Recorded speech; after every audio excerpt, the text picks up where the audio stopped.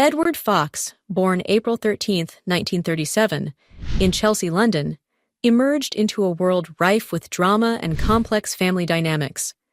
His father, Robin Fox, a theatrical agent, and his mother, Angela Worthington, an actress and daughter of renowned playwright Frederick Lonsdale, ensured Edward's life was enveloped in both cultural prestige and scandal.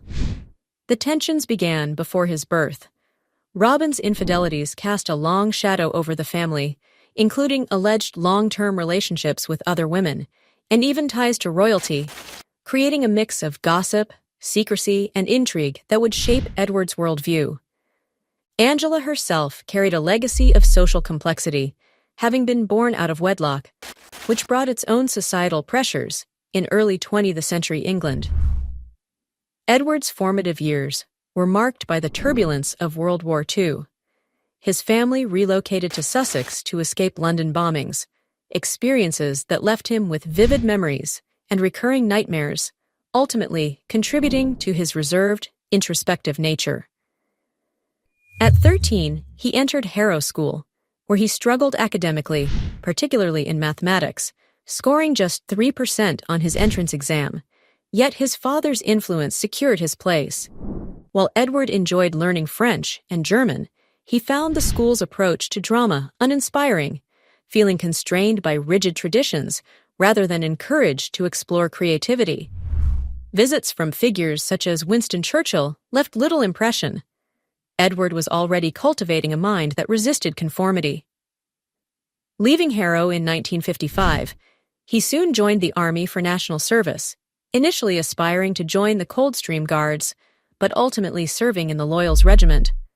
Despite the clash between military discipline and his artistic inclinations, Edward embraced the structure, finding value in the rigor of Army life.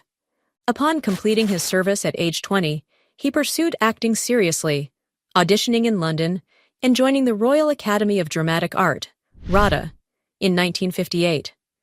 While he appreciated voice lessons and some techniques, he left within a year or two, dissatisfied with the teaching style, and began performing in small theaters, reciting dramatic speeches on the streets of Sussex. Edward's early years were defined by struggle and observation. Working odd jobs, he remained close to the theatrical world, learning both its craft and its pitfalls. These experiences instilled resilience and a deep understanding of human behavior, preparing him for a career that would eventually navigate fame, controversy, and a life lived in the public eye. From these beginnings, Edward Fox's path was shaped by a blend of privilege, hardship, and an unflinching commitment to authenticity, a foundation that would later define both his artistry and his public stances. After leaving RADA around 1959, Edward Fox stepped into the acting world with determination, though success did not come immediately. He performed in small theaters and continued reciting dramatic speeches to anyone willing to listen in Sussex, gradually honing his craft. Like many aspiring actors, he faced repeated rejection. Early auditions revealed a tension between his upper-class upbringing and the working-class roles he often pursued. For instance, in 1961, director Tony Richardson rejected him for looking too posh for a role in The Loneliness of the Long-Distance Runner. Rather than accept defeat, Edward adapted, diving into method acting, shadowing real workers and runners, and losing 12 pounds to make himself appear rougher and more authentic on screen. His persistence paid off with uncredited roles in The Mindbenders and The Loneliness of the Long-Distance Runner in 1962. Though small, these parts exposed him to the nuances of film acting and the industry's inner workings. A pivotal trip to Paris that same year expanded his horizons further. Immersed in the French New Wave cinema movement, he studied the films of François Truffaut and others, which challenged him to rethink his approach to storytelling and performance. This trip left him with a new artistic purpose, deepening his resolve to pursue roles that aligned with his values, rather than following convention. Edward's first real theater break came on February 14, 1963, as an understudy in The Importance of Being Earnest at Wyndham's Theatre, performing alongside his brother James. Behind the scenes, tensions flared. The brothers clashed during rehearsals over line delivery, escalating to a 2-day standoff that required producer intervention. Despite the conflict, Edward's intense performance garnered positive attention. However, some agents labeled him unprofessional, temporarily limiting his opportunities. These early experiences highlighted a recurring theme in Edward's career. His dedication to authenticity often collided with the expectations of others, whether family, directors, or the industry itself. By 1967, his persistence brought him a substantive television role in the Wednesday play. In an episode titled The Order, Edward portrayed a military officer struggling with hidden sexuality, inspired by real scandals of the era.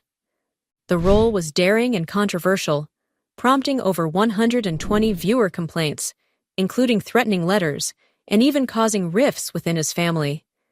Yet the performance drew 8 million viewers, proving his talent and courage in tackling socially challenging material. These early career moments, rejection, adaptation, and controversy, shaped Edward Fox into an actor who prioritized truth and depth over comfort and conformity, laying the groundwork for the iconic and sometimes contentious roles that would define his life in film and theater. The early 1970s marked Edward Fox's ascent into international recognition, beginning with The Day of the Jackal in 1973.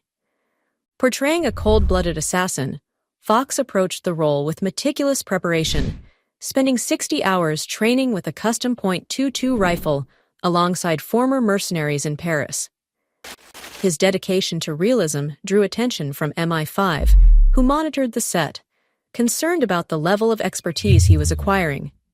Filming was briefly disrupted when a fired extra sent a threatening letter containing a bullet, exemplifying the high stakes of both the role and the industry. The movie ultimately succeeded, earning $16 million on an $8 million budget, and solidified Fox's reputation as an actor willing to fully inhabit his characters, no matter the risks.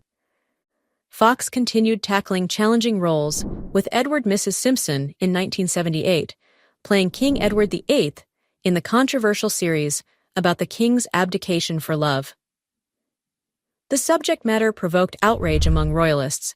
Protests erupted, and over 1,500 letters demanded the series be cancelled.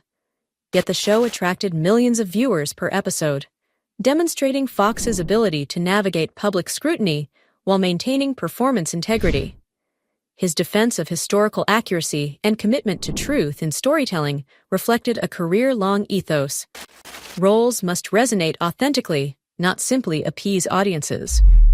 In 1982, Fox faced perhaps his most emotionally taxing role in Gandhi, portraying General Reginald Dyer, the officer responsible for the Amritsar massacre. The intensity of the role invited real-world threats, including 12 death threats during the London promotion. Sleeping with security for 10 consecutive nights, Fox confronted fear while delivering a chillingly authentic performance. The film won 8 Oscars and grossed $127 million worldwide, highlighting both the artistic and personal stakes of Fox's commitment to challenging roles. Further cementing his reputation, Fox appeared in The Dresser, 1984, playing Norman, a loyal assistant to an aging actor during wartime London. On-set tensions were severe. Co-star Albert Finney remained in character for 15 minutes of continuous verbal abuse, pushing Fox to tears. Despite the emotional toll, the film achieved critical acclaim, earning 5 Oscar nominations. These experiences exemplified the duality of Fox's career. Mastery of craft intertwined with real-life struggles, whether from historical controversy, on-set conflict, or personal safety. Through it all, Edward Fox built a legacy defined by resilience, precision, and a relentless pursuit of authenticity, establishing him as one of Britain's most respected and formidable actors. In his later years, Edward Fox continued to define his career on his own terms, blending theater, television, and public engagement. From 2000 to 2005, he played Lord Kilwillie on the BBC series Monarch of the Glen, appearing in 24 episodes over 7 seasons. The show explored Scottish estate life and interpersonal drama, and Fox's portrayal occasionally sparked controversy. For instance, in Season 3, his character proposed to a widow shortly after her husband's death, prompting over 1,500 viewer complaints and a 2-week production pause to adjust the storyline. Fox defended the plot as inspired by real-life experiences, demonstrating his consistent principle: acting should reflect truth, even if it provokes debate.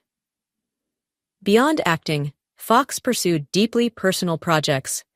In 2010, he performed the one-man show Sand in the Sandwiches, telling the life story of poet John Betjeman. Despite his age, he delivered 2-hour nightly performances, capturing the poet's charm, wit, and melancholy. Later, in 2015, he collaborated with pianist Lucy Parham for Ili Rachmaninoff, A Heart in Exile, a powerful recital of the Russian composer's life through letters, diary entries, and music.